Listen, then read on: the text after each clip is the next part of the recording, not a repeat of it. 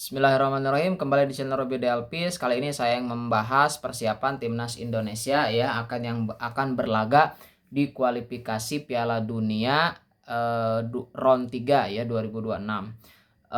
Ada dua hal yang ingin saya sampaikan di sini. Yang pertama adalah target ya hasil pertemuan PSSI khususnya Erick Thohir dengan Coach Sintayong dan juga nama-nama pemain yang sudah resmi dipanggil oleh Coach Sintayong. Oke, kita bahas yang pertama ya. Nah, yang pertama adalah hasil pertemuan daripada Erick Thohir bersama Coach Sintayong. Salah satu hasilnya yang ini juga diberitakan di mana-mana adalah tidak adanya tawar-menawar lagi bahwa Coach Sintayong harus mampu membawa timnas Indonesia minimal di peringkat keempat ya di kualifikasi Piala Dunia round 3 ini. Nah, target ini memang sudah lama dicanangkan ya karena PSSI berharap timnas Indonesia bisa melaju ke Piala Dunia dan masuk ke round kelima ya. Masih masuk ke round keempat maksudnya.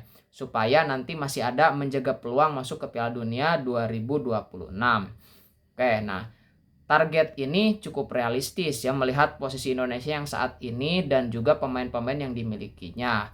Belum lagi ketika kita melihat bagaimana PSSI begitu memberikan kebebasan kepada Coach Sintayong untuk memberikan segalanya gitu kan, memberikan segalanya kepada Coach Sintayong ya, dukungan dana, kemudian para pemain, program-program dan kebijakan yang istilahnya itu sangat pro terhadap Coach Sintayong. Apa yang Sintayong butuhkan selalu berusaha oleh PSSI diberikan, sehingga ya ini penawaran yang cukup lumayan sulit sebetulnya bagi Sintayong. Dan itu sekaligus menjadi pembuktian apakah Coach Sintayong mampu memenuhi target ini. Karena di bagian-bagian sebelumnya kalau kita lihat bagaimana Coach Sintayong itu sejauh ini selalu berhasil memenuhi target Coach Sintayong. Ya, kita masih ingat bagaimana di Piala Asia 2024 Coach Sintayong ditargetkan masuk 8 besar. Masuk 16 besar meskipun secara poin tidak memenuhi target tetapi bisa lolos ke 16 besar dan kala itu kita tumbang di 16 besar melawan Australia. Kemudian ketika Piala Asia U23, nah target daripada PSSI adalah masuk 8 besar. Nah, Coach Sintayong pada saat itu justru berhasil masuk ke semifinal ya. Hampir menuju final tetapi gagal. Kemudian juga hampir ikut Olimpiade di Paris tetapi juga gagal. Tetapi secara target artinya Coach Sintayong mampu melebihi target yang diberikan oleh PSSI. Nah, untuk timnas senior kali ini targetnya juga tidak main-main ya. Masuk 4 besar di grup. Apakah ketiga ataupun keempat. Meskipun ya Coach Sintayong sendiri tentu saja mungkin berharap bahwa ini bisa melaju ke Piala Dunia secara langsung, artinya finish di posisi kedua. Karena kalau posisi ke-1 nampaknya sangat berat ya karena akan berhadapan dengan Jepang. Oke, bagaimana pendapat teman-teman tentang target daripada PSSI kepada Coach Sintayong ini yang tidak tawar-nawar harus sampai finish di posisi keempat? Silahkan bisa di kolom komentar. Hal kedua yang saya ingin bahas adalah tentang para pemain yang dipanggil ya. Melihat 27 pemain yang dipanggil oleh Coach Sintayong menarik karena ada beberapa lama yang sebetulnya sudah cukup lama tidak dipanggil tetapi kemudian dipanggil lagi, dan ada beberapa nama yang sebetulnya langganan selalu dipanggil oleh Coach Sintayong tetapi kemudian sekarang absen ya. Kita langsung saja.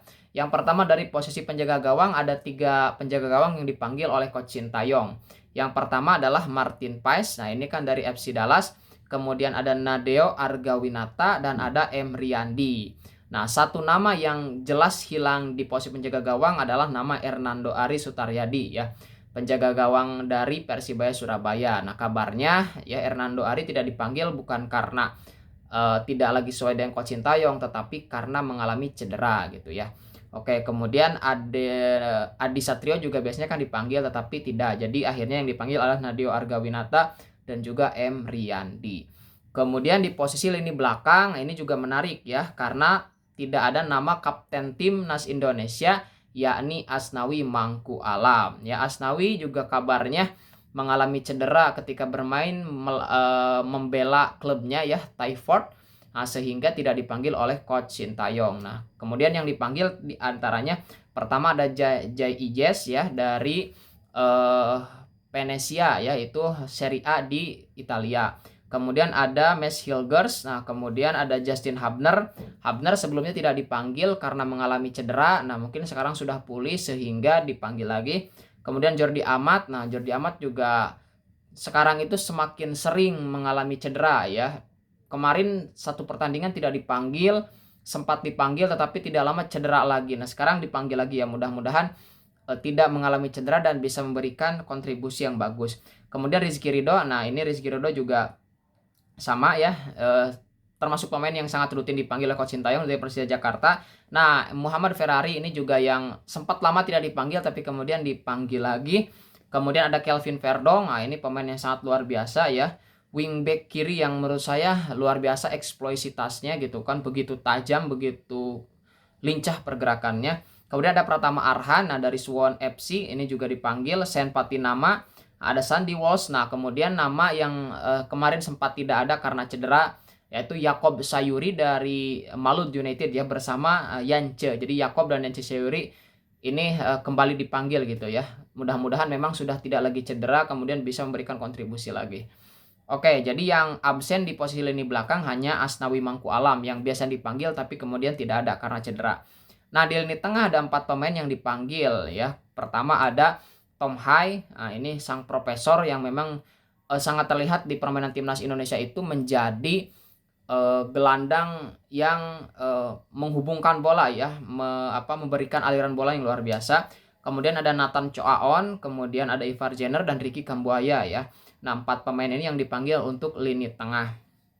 Di lini depan, nah ini juga menarik ya, ada nama-nama yang kemarin tidak dipanggil kemudian dipanggil lagi. Pertama ada Ragnar Orakmangun, ini sudah sangat rutin. Kemudian ada Marcelino Ferdinand juga sama ya dari Oxford United. Kemudian ada Witan Sulaiman dari Persija Jakarta. Kemudian ada Egy Maulana Fikri yang kemarin pada pertandingan melawan Semen Padang itu kan hat-trick ya, mencetak 3 gol. Kemudian ada Eliano Reijnders, nah kemudian Rafael Strijk yang sekarang bermain di Liga Australia ya, di Liga Australia. Kemudian nah Ramadan Sananta sebelumnya tidak dipanggil, sekarang kembali dipanggil lagi dari Persis Solo. Kemudian Hoki Caraka ya dari PSS Sleman. Nah itu beberapa pemain. Satu pemain yang tidak dipanggil, 2 ya dengan penyerang sayap. Penyerang sayapnya adalah Malik Rizaldi. Malik Rizaldi dari Persibaya Surabaya kemarin dipanggil, sekarang tidak. Kabarnya juga mengalami cedera. Nah, Dimas Derajat dari Persib Bandung itu juga sama tidak dipanggil karena kabarnya juga mengalami cedera. Oke, jadi ada 5 pemain. Oh iya, di lini belakang Wahyu Prasetyo yang tidak dipanggil ya. Tidak dipanggil, saya tidak tahu kabarnya apakah cedera atau seperti apa ya. Nah, itu adalah 27 pemain yang nanti akan bermain menghadapi Jepang kalau tidak salah tanggal 15 dan juga melawan Arab Saudi gitu ya. Nah itu melihat komposisi pemain ini sebetulnya tidak ada yang benar-benar pemain baru gitu ya. Semuanya adalah pemain yang kerap kali dipanggil, dan Kevin Diggs belum masuk karena proses naturalisasinya memang belum selesai.